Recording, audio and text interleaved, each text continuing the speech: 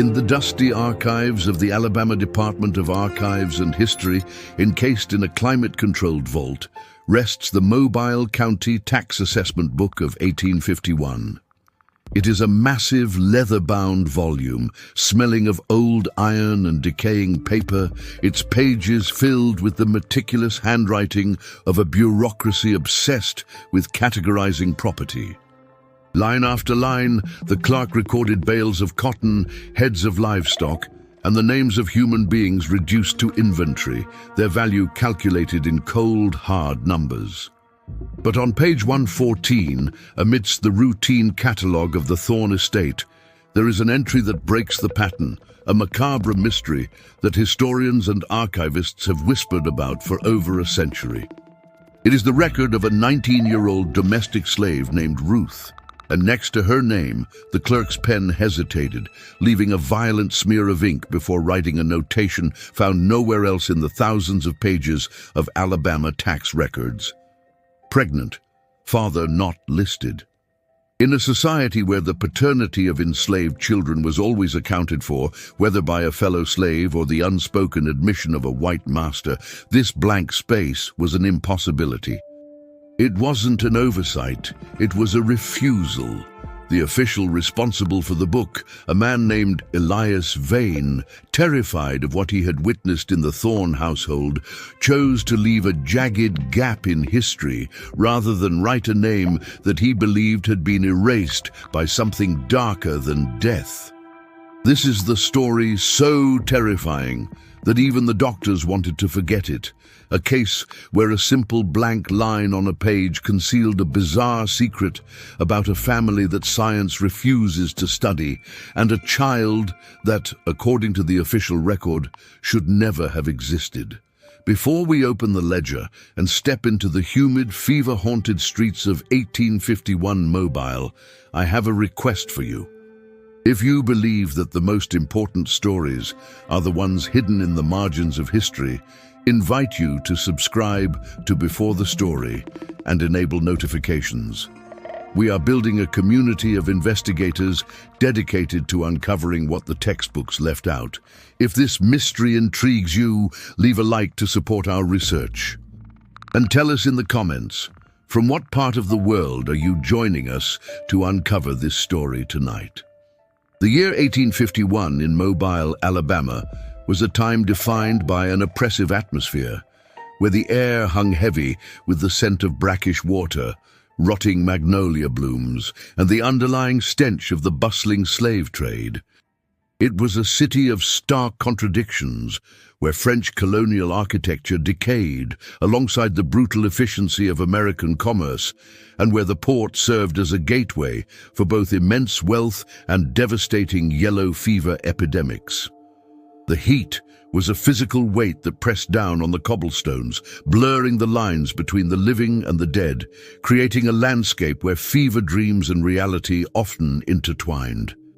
In this environment, the bureaucratic machinery of the state functioned as a cold, rational anchor, attempting to impose order on a chaotic world through the meticulous recording of taxes, property lines, and human chattel.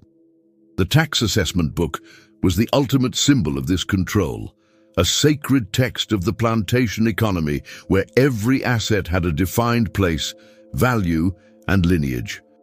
The Thorne estate, situated on the outskirts of the city near the encroaching cypress swamps, was a relic of an older time, a sprawling property that had begun to show the subtle signs of financial and moral decay.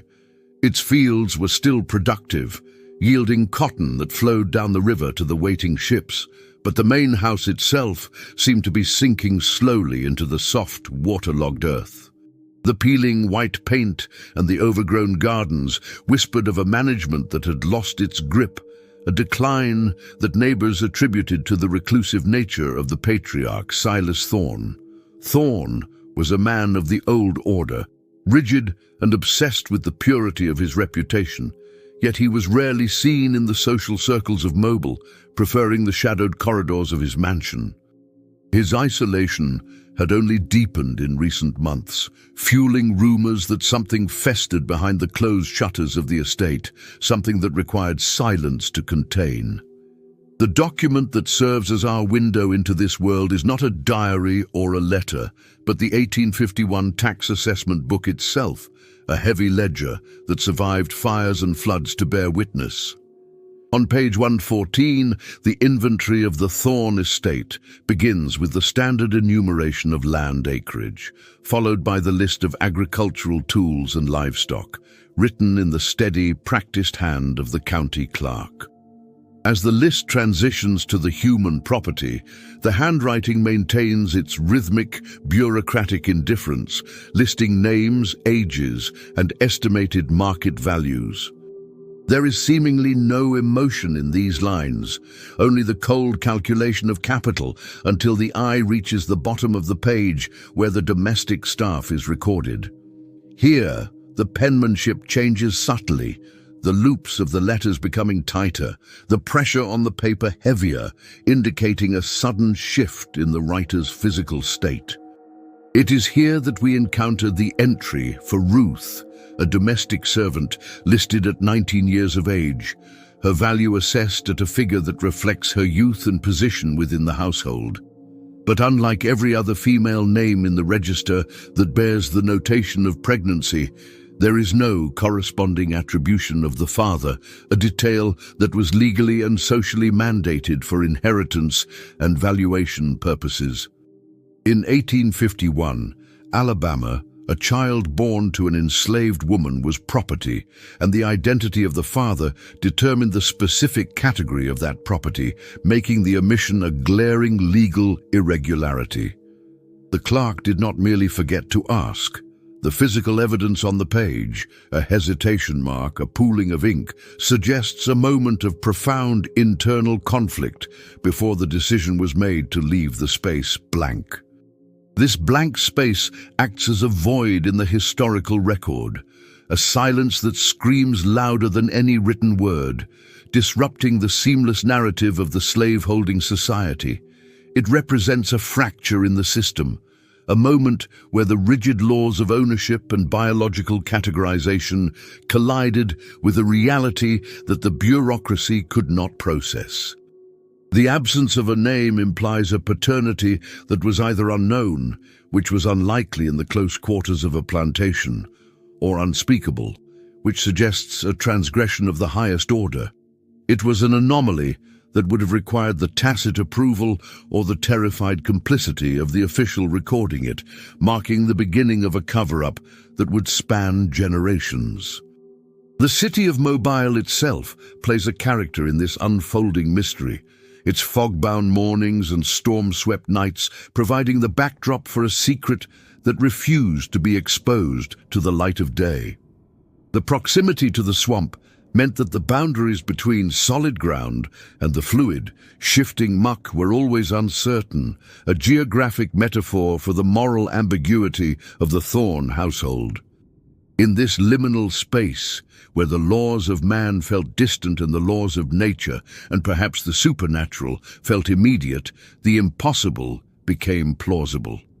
The blank line in the ledger was not just a clerical error, it was the first crack in the dam, a sign that the rigid control Silas Thorne exerted over his world was failing. To understand the weight of this entry, one must understand the absolute power the tax assessor held. He was the eyes of the state, his ledger a book of judgment that determined financial obligations. For Elias Vane, the clerk who held the pen, to submit an incomplete record was to risk his own standing, suggesting that the fear of what he encountered at the Thorne estate outweighed his fear of the state. The entry for Ruth stands alone on the page, isolated by the white space around it, as if the other names in the book were recoiling from it. It is a textual island of mystery in a sea of data, a permanent question mark carved into the foundation of Mobile's history. This specific ledger has been analyzed by forensic documentarians who have confirmed that no chemical erasure was attempted. The line was simply never written. The ink analysis confirms it is consistent with the period, and the paper shows the microscopic stress fractures of a hand that was trembling. The bizarre secret alluded to in later whispers begins here, in the refusal of a bureaucrat to document a biological fact. It sets the stage for a narrative where silence becomes a weapon and where the things that are not written possess more power than the things that are. Thus the stage is set not by a scream in the night, but by a pause in a government office, a moment where the routine evil of slavery brushed against a specific, terrifying anomaly.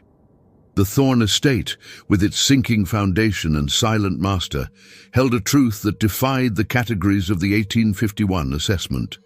Ruth, the woman at the center of the storm, appears in this first record not as a monster or a victim, but as a bureaucratic problem, a line item that refused to solve itself.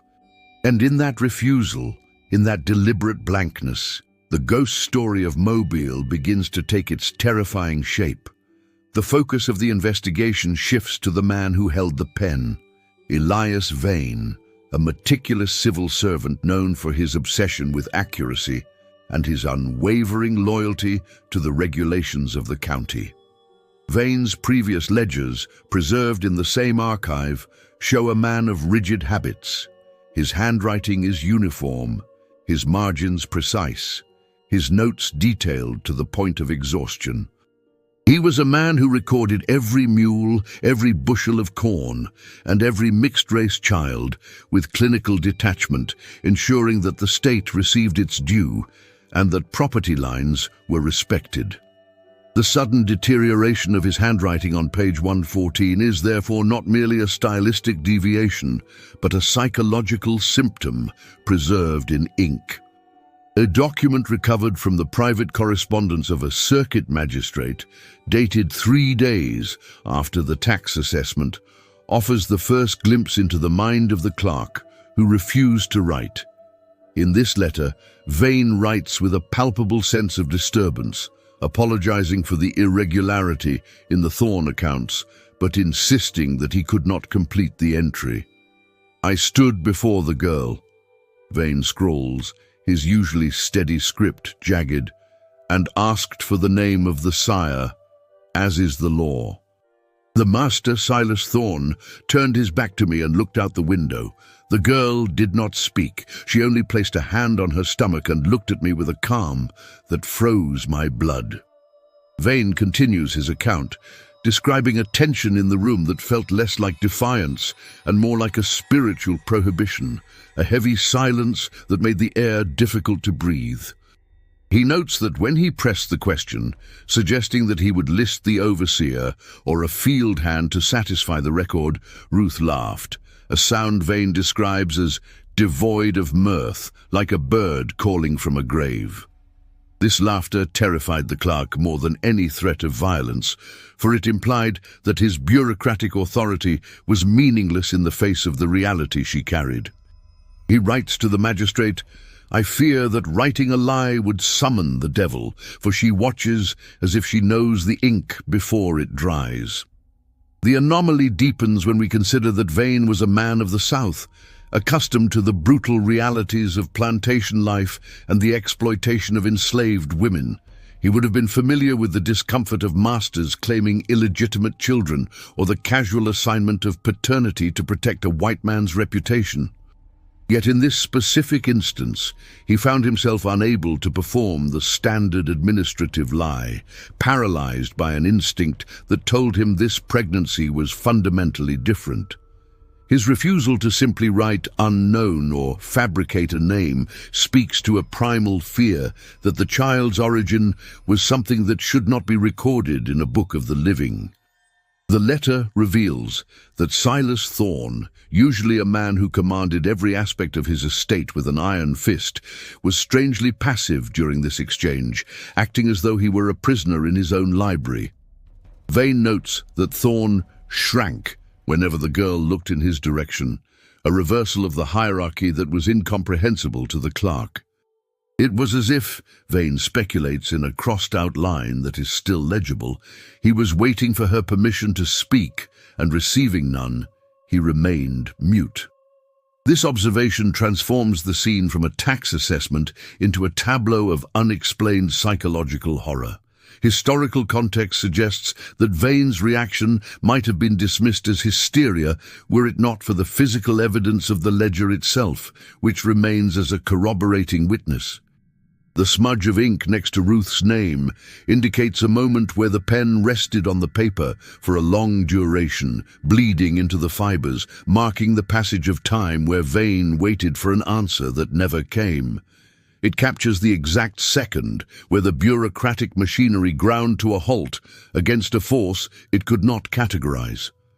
The blank space is the visual representation of Vane's retreat. Furthermore, Vane's subsequent career shows a marked decline. Records indicate he resigned his post less than a month later, citing nervous exhaustion and troubles of the eye. He left Mobile for a clerkship in a rural parish, distancing himself from the city and specifically from the Thorn estate. This drastic career change reinforces the idea that the encounter was traumatic, shattering the worldview of a man who believed that everything could be catalogued and controlled. He fled not from a crime he witnessed, but from a void he couldn't fill.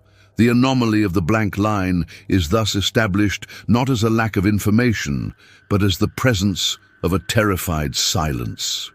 Vane's letter and the ledger combine to tell a story of a bureaucrat who looked into a domestic mystery and saw something that violated his understanding of natural law.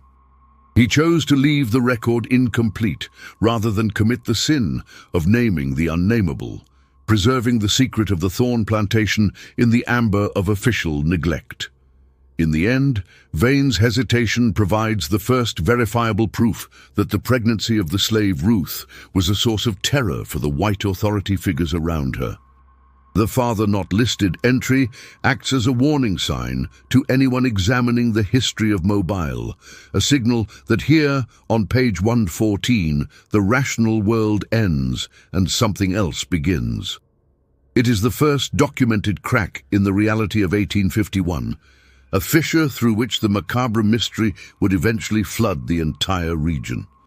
The silence that Elias Vane encountered was not an isolated incident, but the prevailing atmosphere of the Thorn household, as documented in the private journals of Clara Bishop. Bishop, a governess from Philadelphia hired to tutor Silas Thorn's youngest daughter, arrived at the estate 3 months prior to the tax assessment, bringing with her a rigid northern sensibility and a habit of detailed observation. Her diaries, discovered decades later in an estate sale in Pennsylvania, provide a day-by-day account of the escalating unease that permeated the plantation.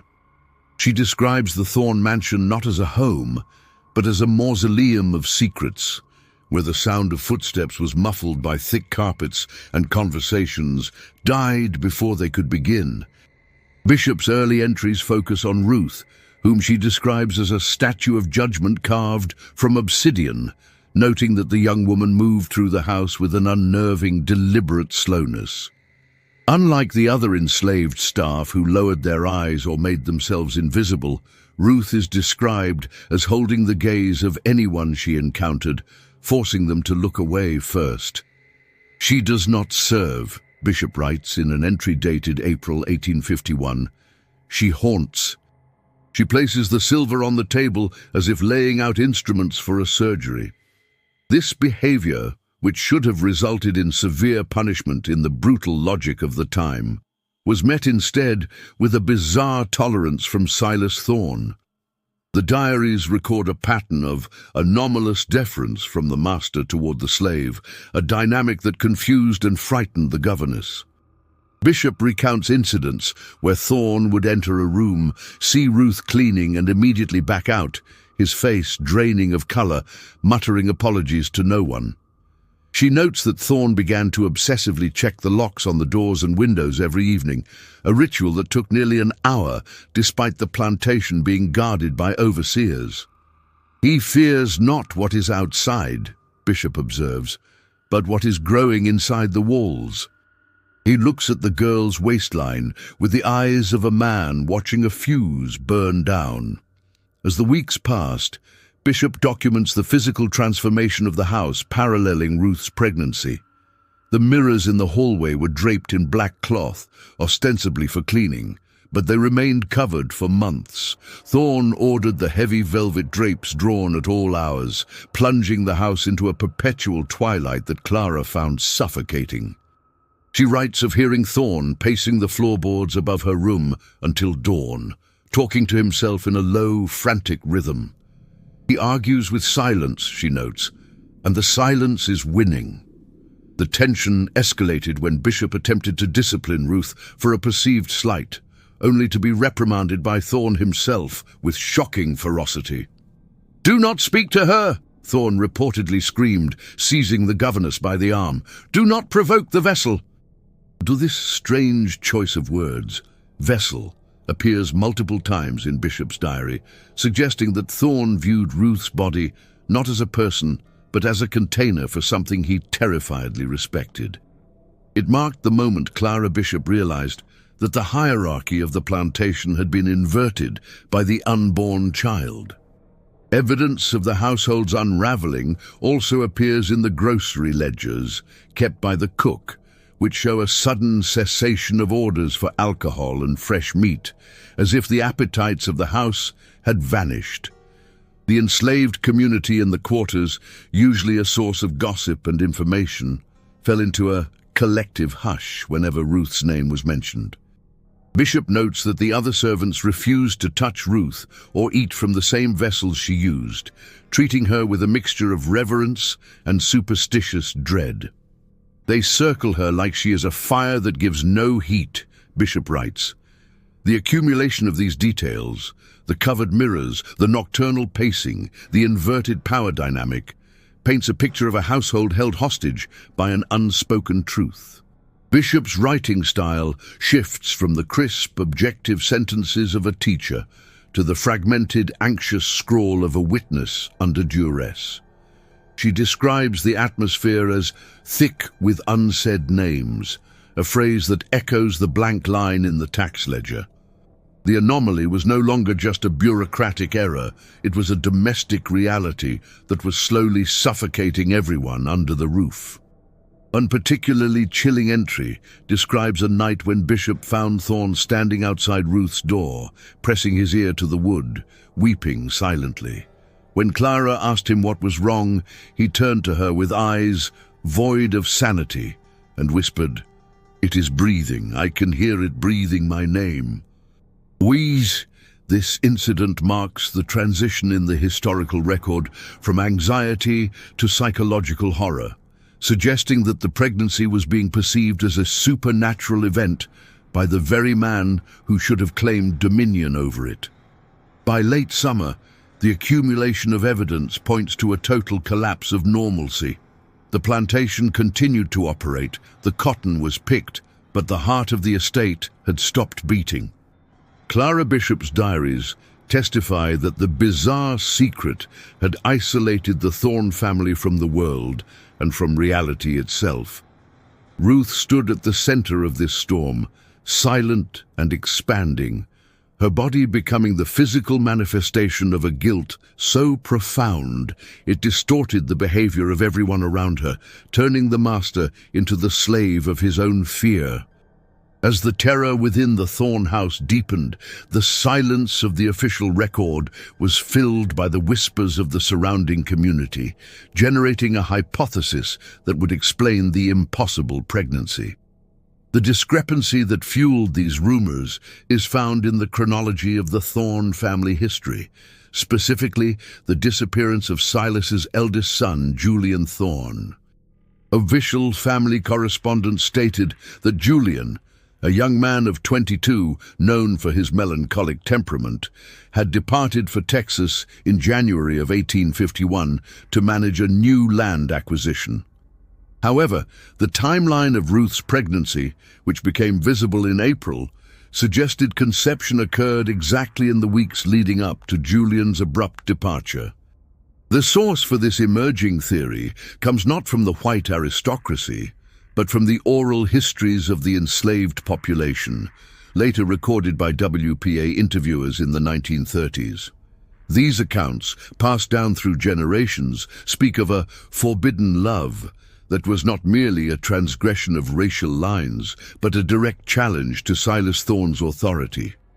The elders claimed that Julian had not gone to Texas. They whispered that Texas was a euphemism for the soil beneath the cypress trees at the edge of the property. The hypothesis was stark.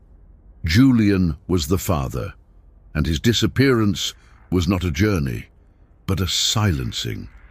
Clara Bishop's diary corroborates this suspicion, noting that no letters ever arrived from Julian, and his name was strictly forbidden at the dinner table. She records an incident where she found a daguerreotype of Julian in the parlor, face down. When she turned it over, she saw that the eyes had been scratched out with a pin. "The erasure of the son," she writes, "is as violent as the silence of the father." This suggests that the father not listed in the ledger was not unknown, but was being actively obliterated from existence by Silas Thorne. The rumor mill in Mobile began to churn with the idea that Ruth's pregnancy was the ghost of Julian, returning to claim his inheritance. This was not a metaphorical belief for many in the region. The Deep South was a place where the boundary between the living and the dead was permeable. The hypothesis posited that Ruth was carrying a child that was biologically Julian's, but spiritually something more, a vengeance nurtured in the womb to destroy the man who had murdered its father. This explained Silas's paralyzing fear. He wasn't facing a bastard grandchild, he was facing the reincarnation of his own sin. Further evidence supporting this theory is found in the plantation's supply logs, which show that Julian's horse was sold 2 days after his supposed departure, but his personal trunk, packed for travel, was found years later in the attic, unopened. A man traveling to the frontier of Texas would not leave his clothes and weapons behind. The physical evidence points to a departure that was sudden, violent, and final. The Texas story was a flimsy cover that was unraveling with every inch Ruth's waistline expanded. The hypothesis gained traction because it fit the psychological profile of the events: Silas's guilt, Ruth's defiant silence, and the clerk's terror. If Elias Vane had suspected that the father was the murdered son, his refusal to write the name becomes an act of self-preservation against being an accessory to a cover-up. The community began to view Ruth not as a fallen woman, but as a vessel of divine justice, carrying the proof of a crime that no court in Alabama would prosecute. Slaves from neighboring plantations claimed to have seen Julian's haint walking the perimeter of the Thorne house, always stopping at Ruth's window. These sightings, though dismissed by the white press as superstition, were recorded in the spiritual journals of local church groups. They reinforced the narrative that the unborn child had no human father, in the sense that its father was no longer of the earth. The pregnancy was seen as a bridge between the world of the living and the world of the dead. This theory transforms the narrative from a sordid plantation scandal into a Greek tragedy of filicide and supernatural retribution. Ruth's silence is recontextualized as a refusal to incriminate the man she loved, Julian, or perhaps a refusal to give Silas the satisfaction of knowing he had failed to kill his son's legacy. She held the truth in her body, a living testament that Julian was still present. The hypothesis provided a logical framework for the illogical fear that permeated the estate. Thus, by the summer of 1851, the first hypothesis had solidified into a local legend before the child was even born. The blank line in the tax ledger was interpreted by the community not as an absence, but as a placeholder for Julian Thorne, a name that Silas tried to bury in the swamp, but which was now growing, cell by cell, inside the main house. The secret was no longer just about sex or race, it was about blood spilled and blood returning. As the rumors of the ghost baby spread, the Thorne estate became a pariah within the polite society of Mobile, creating a documented social fracture. Invitations to balls and political gatherings ceased, and the Thorne pew at the Christchurch Cathedral stood conspicuously empty for months. The social quarantine is recorded in the letters of Mobile's elite, who described the plantation as cursed and unclean. One prominent matron wrote to her sister, "We do not pass the Thorne gates anymore. The air there is stagnant, and they say the girl walks the porch like a queen, while Silas hides in the cellar." Desperate to stem the tide of isolation and terrified by the supernatural implications of the rumors, Silas Thorne took a step that shocked the white community. He sought the help of Moses, an enslaved healer and spiritual leader from a neighboring county. This action, recorded in the plantation's petty cash journal as services for examination, $5, was an admission that white medicine and white religion had failed him. Thorne was attempting to use African spiritual practices to refute the very superstitions he publicly scorned, hoping Moses would declare the child ordinary or perhaps cast it out. The encounter between Moses and Ruth is described in the oral histories collected in the region. Moses was brought into the parlor where Ruth sat, flanked by the covered mirrors. According to the accounts, Moses did not touch her. He stood at the threshold, looked at her for a long minute, and then began to tremble violently. He backed out of the room without uttering a word to the master, refusing the money offered to him. This rejection by a spiritual authority figure was more damning than any diagnosis. Moses later reportedly told the kitchen staff of the neighboring plantation, "There is no fear in her, only a name she keeps in her throat like a knife. That house is a tomb, and the baby is the headstone." This quote circulated rapidly, crossing the racial divide and reaching the ears of the white townsfolk. It confirmed their worst fears, that the situation at the Thorne estate was beyond the realm of the natural. The exorcism of the womb had failed because there was nothing to exorcise. The presence was invited. The social fracture deepened as the church formally intervened. A delegation of deacons visited the estate to demand Silas explain the moral irregularity and the absence of a father for the child. Clara Bishop records this visit, noting that Silas met them at the door, unshaven and smelling of brandy. Holding a pistol, he drove the men of God away, shouting that God has no business in this house anymore. This confrontation marked the final severance of the Thorne family from the protection of the community. The isolation forced the plantation into a state of self-cannibalization. With no visitors and no social pressure to maintain appearances, the decay accelerated. The gardens were consumed by weeds, and the paint peeled in great strips. The external appearance of the estate began to mirror the internal moral rot. The social contract, which relied on the appearance of order and propriety, had been shattered by Silas's inability to control the narrative of the pregnancy. Diaries of neighbors mention seeing strange lights in the Thorne windows at odd hours and hearing Silas screaming at the night. The fear of the monster he had created, or the son he had destroyed, had dismantled his sanity. The community viewed the estate as a cancerous growth, something to be excised or avoided. The fracture was not just social, it was ontological. The Thorne estate had become a place where the rules of the 19th century South no longer applied. This period also saw the departure of the few remaining white staff, leaving only Clara Bishop, who remained out of a morbid curiosity and a lack of funds to return north. Her isolation with Silas and Ruth created a pressure cooker of tension.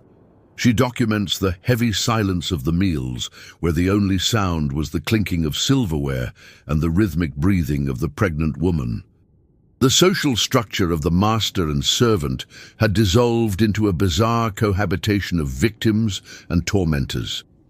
The record of a social fracture demonstrates how the moral weight of the secret crushed the societal standing of a once powerful family. The refusal to name the father had indicted the entire household. The community's rejection was a form of collective judgment, a recognition that a line had been crossed that could not be uncrossed.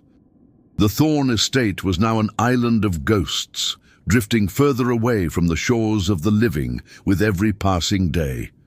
The hypothesis of murder and ghostly retribution remained a compelling theory until the discovery of a specific document that transformed speculation into irrefutable fact. This evidence did not surface until 1912, during the demolition of the carriage house on the property, when a tin box was found concealed beneath a loose floorboard. Inside was a letter, drafted in the frantic, jagged hand of Silas Thorne, addressed to his estranged brother in Savannah. The letter was sealed but never sent, a confession trapped in limbo, much like the souls haunting the estate. In this document, Silas writes with the clarity of the damned. "I write this because the silence is eating my mind," he begins. "The boy defied me. He planned to take the girl and run to the north, to steal my property and dilute my bloodline." This sentence provides the motive that history had guessed but never confirmed. Julian's departure was an execution to prevent the theft of himself and Ruth from the plantation's economy. Silas admits to the confrontation in the cypress swamp, detailing how he struck his son with the handle of a shovel, a crude, violent act of panic rather than a premeditated murder. The impact of this confession lies in its description of the aftermath. Silas writes, "I put him in the water where the roots are thick. I thought the mud would hold him." But then the letter pivots to the source of his current terror. "But she knows. The girl looks at me with Julian's eyes. She knows what I did in the cypress swamp. She does not speak it, but she carries it. The child is his. I see his face forming in hers." This confirms that Ruth's silence was not passive. It was a calculated siege. She knew where the body was. She knew who the killer was. And by refusing to name the father, she was holding the threat of exposure over Silas's head every single day. The letter reveals the true power dynamic behind the blank ledger. If Ruth were to name Julian as the father, an investigation might be launched into his whereabouts. If she named a stranger, the tension would dissipate and Silas would be safe. Her refusal to speak was a refusal to grant him absolution or safety. She was keeping the ghost of Julian alive in the present tense. Silas admits, "I cannot kill her, for she carries my blood, and I have spilled enough of it. And I cannot free her, for she will lead the sheriff to the swamp." This document fundamentally changes the interpretation of the "father not listed" entry. It wasn't a mystery to Silas, it was a hostage situation. The blank line was the space where his crime lived. The impact of this realization on Silas is documented in the deterioration of the letter itself. The paper is stained with sweat and possibly tears, the sentences becoming run-on ramblings about judgment and hellfire. He describes Ruth as the gatekeeper of my damnation. The discovery of this letter provides the forensic link between the missing son and the pregnant slave. It validates the whispers of the enslaved community and the fears of the tax clerk. The horror was not supernatural in origin, but deeply human. A father killing his son to protect his legacy, only to have that legacy hijack his future from the womb of the woman his son loved. The ghost was the biological reality of the grandchild he could neither acknowledge nor destroy. The letter also explains the bizarre secret of why the doctor and the healer were terrified. They sensed the weight of the murder in the house. Silas's guilt was a palpable energy, projecting his own fear onto the pregnancy. He believed the child was a vengeance spirit because he knew he deserved vengeance. The irrefutable evidence proves that the monster in the house was Silas Thorne himself, haunted by the reflection of his sin in Ruth's eyes. For the historian, this unsent letter is the smoking gun.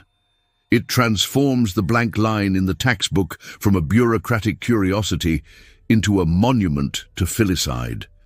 It creates a direct causal link between the murder in the swamp and the silence in the ledger.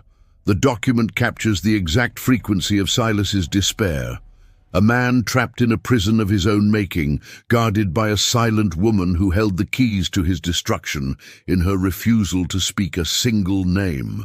Ultimately, the letter serves as a confession that validates the entire narrative of the macabre mystery. It proves that the horror was real, the crime was physical, and the silence was weaponized. Ruth did not need to use magic. She used the truth, holding it just out of reach, letting the master's own imagination and guilt tear him apart from the inside out. As the pregnancy neared its term in September 1851, the authority of Silas Thorne collapsed completely, a disintegration recorded in the final frantic pages of Clara Bishop's diary. The traditional hierarchy of the plantation, master over slave, man over woman, inverted. Silas, consumed by the belief that the birth of the child would trigger his destruction or exposure, began to bargain with Ruth, an act of desperation that would have been unthinkable in the antebellum South. Bishop describes scenes of pathetic negotiation that stripped Silas of all dignity. On September 2nd, Bishop records hearing Silas in the kitchen, his voice trembling, offering Ruth her freedom papers. He placed the document on the table, she writes. He told her she could leave, go north, take gold with her. All she had to do was sign a paper stating the father was a drifter, a nameless man from the road. This bribe was Silas's attempt to close the loop, to fill the blank line in the ledger with a lie that would bury Julian forever. He was begging his property to save his life. The collapse is punctuated by the only recorded instance of Ruth speaking during this entire ordeal. Bishop, listening from the hallway, transcribed the moment. Ruth did not touch the money or the papers. She remained seated, peeling an apple with a paring knife. According to the diary, she looked at Silas and said, "The ledger will stay blank, and you will stay afraid." This sentence, delivered with the calm of an executioner, shattered Silas. It was a declaration that she was not interested in freedom, she was interested in justice.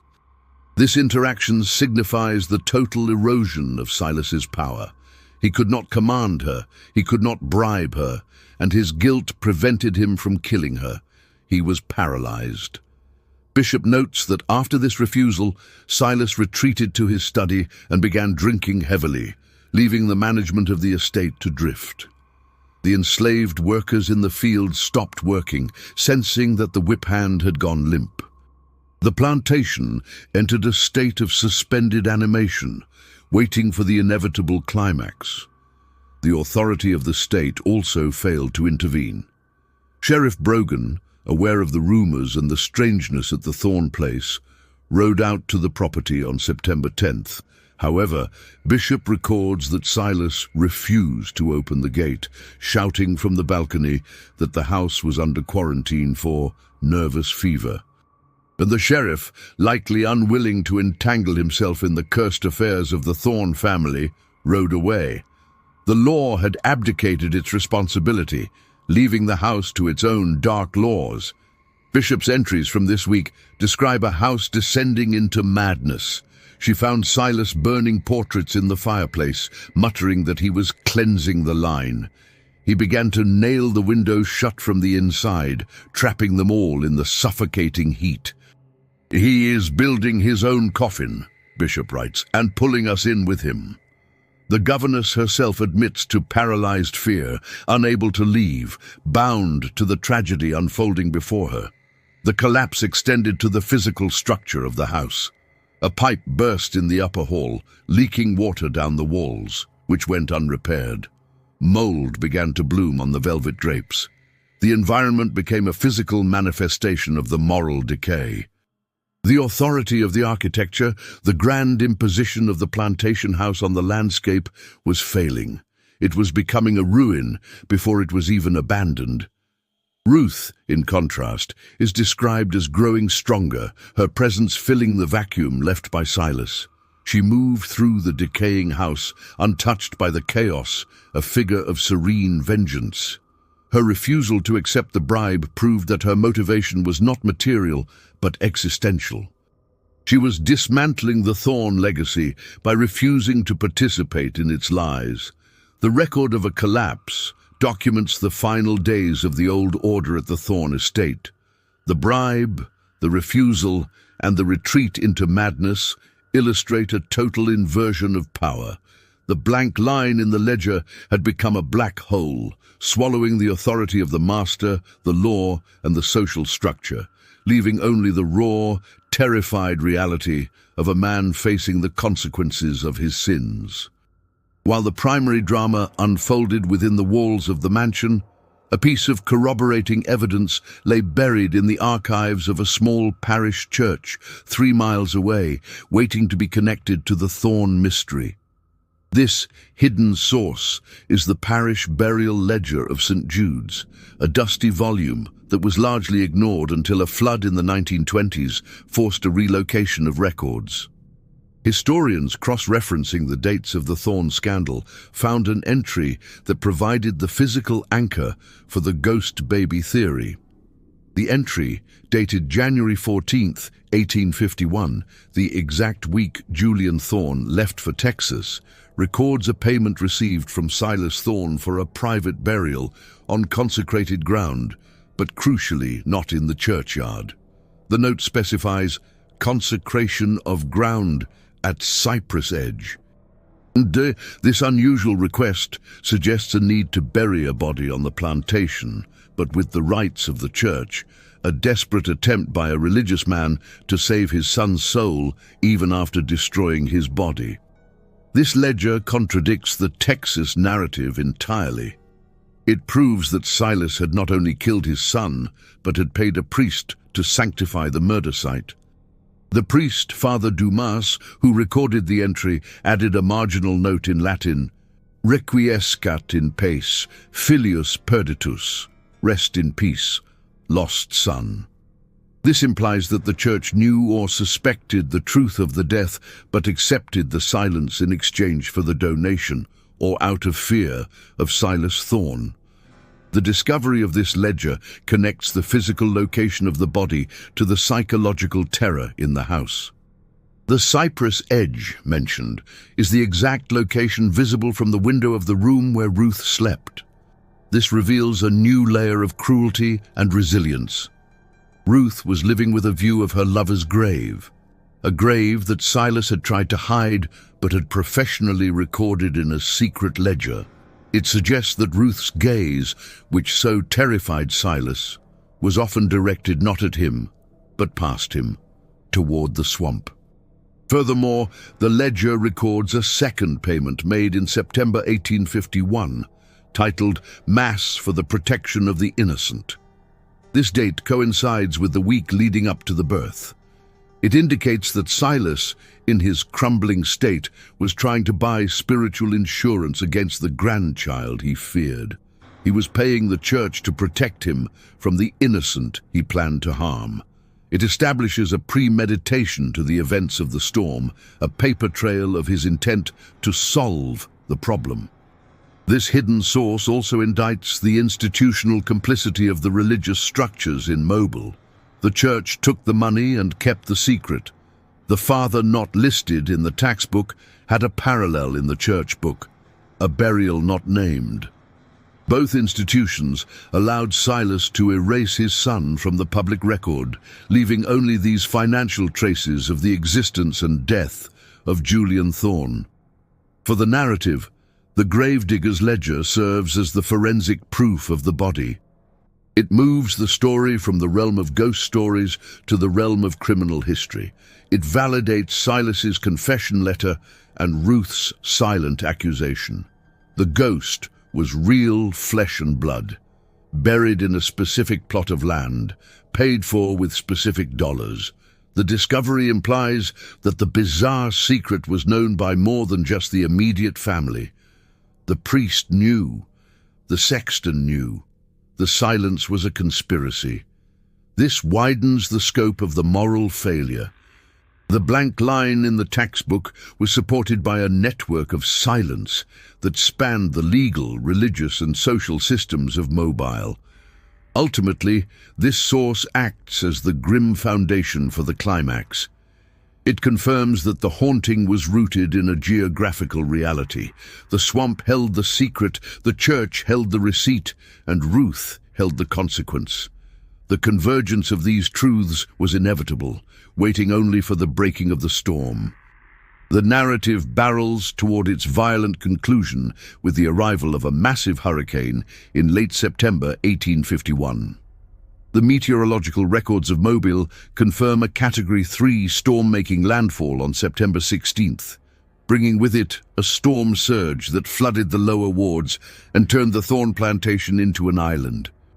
This natural disaster provided Silas Thorne with the cover he had been waiting for, the opportunity to commit a final act of erasure that could be blamed on the chaotic will of God. Clara Bishop's diary entries from these final hours are fragmented, written with a pencil that digs deep into the paper. She describes the howling of the wind as the screaming of a grieving father, a sonic backdrop that dissolved the last shreds of Silas's sanity. She records seeing Silas preparing a lantern and checking the load of his pistol. "He is not afraid of the storm," she writes. "He welcomes it. He says the water will wash the ledger clean." Silas's justification for what he is about to do is captured in a rambling monologue Bishop transcribed. He believed that the storm was a judgment sent to destroy the abomination in Ruth's womb. He framed his decision to kill Ruth during childbirth not as murder, but as a correction of the natural order.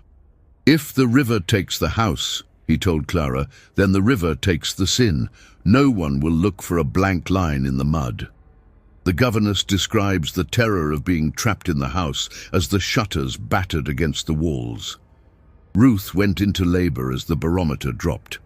The coincidence of the birth and the storm was interpreted by Silas as a sign. Bishop writes, "He has the look of a man who believes he is Abraham, called to sacrifice, but there is no ram in the thicket, only the girl." The decision for decisive action block builds the suspense of the final confrontation. Bishop attempts to intervene, but Silas locks her in her room. Her last entry is a scrawled prayer. "The water is rising. He has gone to her room. He means to end it. God forgive us for what we have watched and not stopped." This document serves as the testimony of the intent to murder, removing any ambiguity about Silas's actions that night. The source justifies the action through the twisted logic of a man trying to save his reputation at the cost of his soul. Silas believed that if he killed Ruth and the child, he could claim they were victims of the hurricane. He could explain the disappearance of the ghost baby as a tragedy of nature. The storm was his weapon, a chaotic force he hoped to harness to sanitize his history. However, the source also hints at Ruth's preparedness. Bishop notes earlier that Ruth had been stockpiling linens and water, and that she had been watching the sky with a knowing look. The tension lies in the collision between Silas's frantic plan and Ruth's silent, stoic anticipation. She was not a passive victim waiting for the knife. She was the eye of the storm.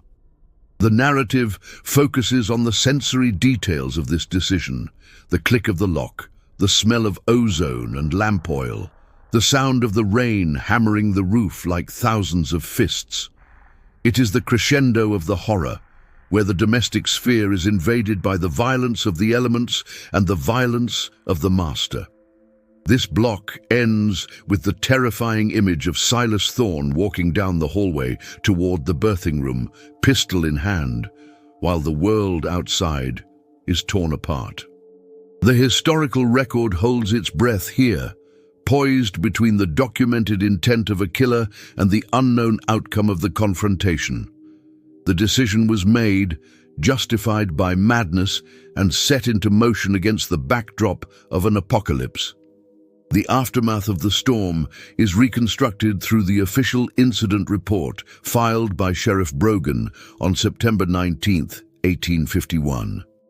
The sheriff, finally forcing his way onto the property after the waters receded, found a scene that defied logical explanation, a locked room mystery etched into the annals of Alabama history. The report details the condition of the Thorne house, the roof damaged, the ground floor flooded with mud, and the silence absolute. Brogan found Silas Thorne in the birthing room on the second floor. The master of the estate was alive but catatonic, sitting in a chair facing the bed, his pistol lying unfired on the floor. His hair had turned stark white, a detail the sheriff noted with superstitious unease. Silas stared at the empty bed, unable or unwilling to speak, his mind shattered by whatever he had witnessed in the height of the storm. The room itself was the true anomaly. The window was thrown open, the shutters torn off by the wind, admitting the debris of the hurricane. Yet the bed where Ruth had labored was pristine. The sheriff's report notes, the linens were dry. There was no blood. There was no child. There was no mother. In a room exposed to a hurricane, the dryness of the bed was a physical impossibility, a defiance of the laws of nature that suggested a protective sphere had surrounded the birth. On the bed, resting on the pillow where Ruth's head should have been, lay the 1851 tax assessment book. It was open to page 114. The blank line next to Ruth's name was untouched by the rain or the chaos. The placement of the ledger was a deliberate message, a final act of communication. It signaled that the blankness had consumed the reality. The name was not written, and so the people did not exist. They had vanished into the white space of the paper. The interpretation of this scene has divided historians for decades. The rational explanation is that Ruth, aided perhaps by the chaotic cover of the storm and the enslaved community, escaped through the window, staging the room to terrify Silas. The lack of blood suggests she may have given birth elsewhere, or that the birth was a phantom event. But the supernatural realism of the scene, the dry bed in the wet room, points to something deeper. The sheriff's report concludes with the phrase, "Subject Thorne is non-responsive." The woman Ruth and the child are gone. No tracks found in the mud. The investigation was cursory. No one wanted to look too closely for a woman and a child who were legally ghosts. The empty room became the symbol of the ultimate escape. Ruth had not just run away. She had erased herself from the narrative that tried to enslave her. This final source confirms the total defeat of Silas Thorne. He had gone to kill the future and found only the ledger he tried to manipulate. The image of the catatonic man staring at the book represents the collapse of the white patriarch under the weight of his own bureaucracy. The tool of oppression, the tax book, had become the instrument of his psychological torture. The absence of a body is the most powerful evidence of all. If Silas had killed her, there would be a corpse. If she had died in the storm, she would be found in the swamp. The vanishing suggests a survival that transcended the trap of the plantation. The bizarre secret ended not with a bang, but with a disappearance that left no trace but the book itself. Ultimately, the empty room validates the title of the story. The pregnant slave appeared in the ledger without a father, and then she disappeared from the world without a trace, leaving the ledger as her only monument. The blank line was the only thing that remained, a silent wound that would never heal, guarding the secret of what really happened in the eye of the storm. The immediate consequence of the events of September 1851 was the rapid and total decline of the Thorne estate. Silas Thorne was committed to the Alabama Insane Hospital in Tuscaloosa in 1852. Asylum records show that he spent the remaining 4 years of his life in a state of agitated delirium, screaming about the ink and the breathing in the walls. He died in 1856, screaming that the blank line was eating him alive. His death marked the end of the Thorne line in Mobile. The plantation itself fell into ruin. Without a master or an heir, and with a reputation for being cursed, no overseer would stay, and the enslaved workforce was eventually sold off by creditors to pay the mounting debts. The land, once a jewel of agricultural production, was reclaimed by the cypress swamp. Vines choked the main house, and the roof eventually collapsed, burying the birthing room and the secrets it held. By the time of the Civil War, the Thorne estate was a ghost town, a cautionary tale told to children. The legacy of the story lived on in the legal and bureaucratic history of Mobile. The 1851 tax assessment book became a curiosity, then a legend. Clerks whispered about page 114. The refusal to write the name became a symbol of the silent resistance against the dehumanization of the tax system. The blank space was interpreted by later generations not as an error, but as an act of defiance, a refusal to let the state own the child. Clara Bishop returned to Philadelphia and published a sanitized version of her diaries as a Gothic novel, but the original manuscripts found later revealed the raw truth. Her account ensured that the story of Ruth and Julian did not disappear entirely. It provided the human context to the cold bureaucratic record, transforming the blank line into a narrative of tragedy and justice. In the African-American oral tradition of the region, Ruth became a folk hero, a figure who walked out of the book. Stories circulated of a woman with a child who could walk through storms without getting wet, a spirit of protection for mothers in distress.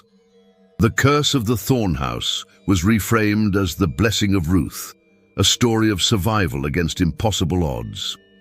The financial collapse of the estate served as a moral lesson in the community. The wealth, built on the erasure of human beings, proved to be as fragile as the paper it was recorded on. The land deal that required 89 bodies, or in this case one hidden body, poisoned the inheritance. The justice was poetic. Silas sought to protect his legacy by killing his son and grandson, and in doing so, he ensured that he had no legacy at all. The ledger remains in the archives today, a physical artifact of the mystery. Visitors can still see page 114, the hesitation in the ink, the violent blankness. It is a tangible piece of history that refuses to be resolved. The consequence is the permanent ambiguity, the eternal question of what happened to the child who was never listed.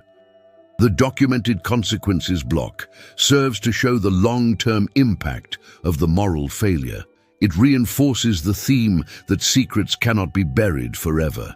They rot the foundations of the houses that keep them. The Thorne family was destroyed not by the law, but by the truth they tried to hide. Finally, the legacy is one of silence. The blank line is a monument to all the untold stories, all the unnamed fathers, all the erased children of the era. It stands as a silent accusation against the system that created it, a gap in the record that tells the truth more clearly than any words could.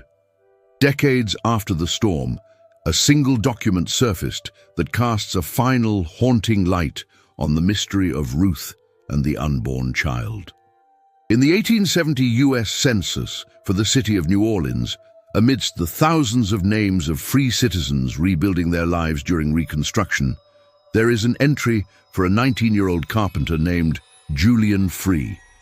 The entry lists his mother as Ruth, a washerwoman born in Alabama, but in the column for father, the space is not blank. It reads, unknown. However, the analysis of this document reveals a staggering detail.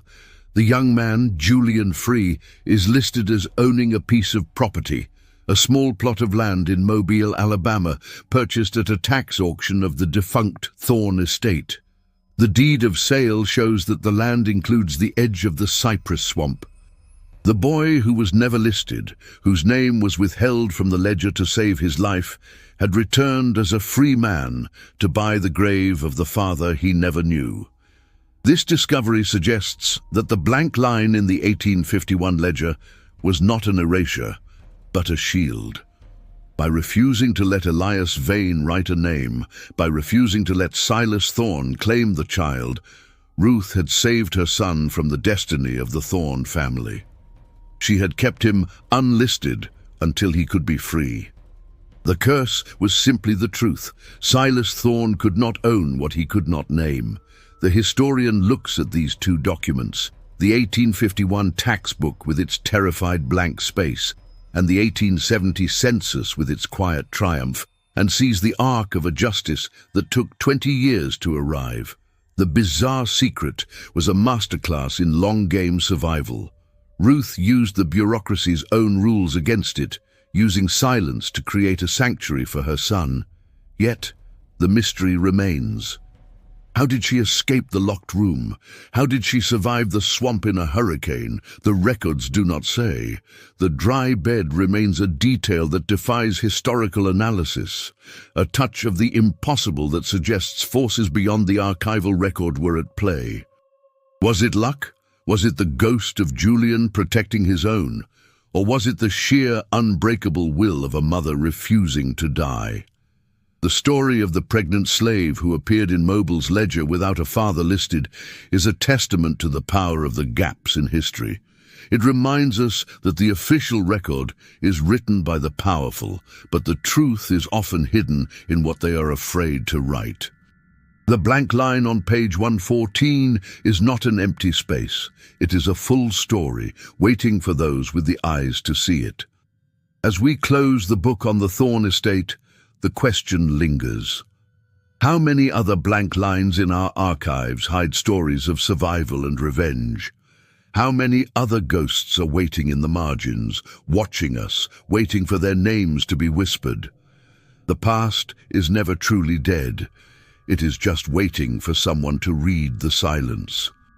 If this investigation into the shadows of the archives has left you questioning what else is hidden in the records of the past, you are exactly where you belong. Join the Before the Story community by subscribing and clicking the bell. We dig where others just walk by. If you want to see us uncover the mystery of the orphanage that erased 40 names, hit the like button to fund the expedition. And remember, the most terrifying stories aren't the ones written in ink, but the ones left in the white space. Sleep well, if you can.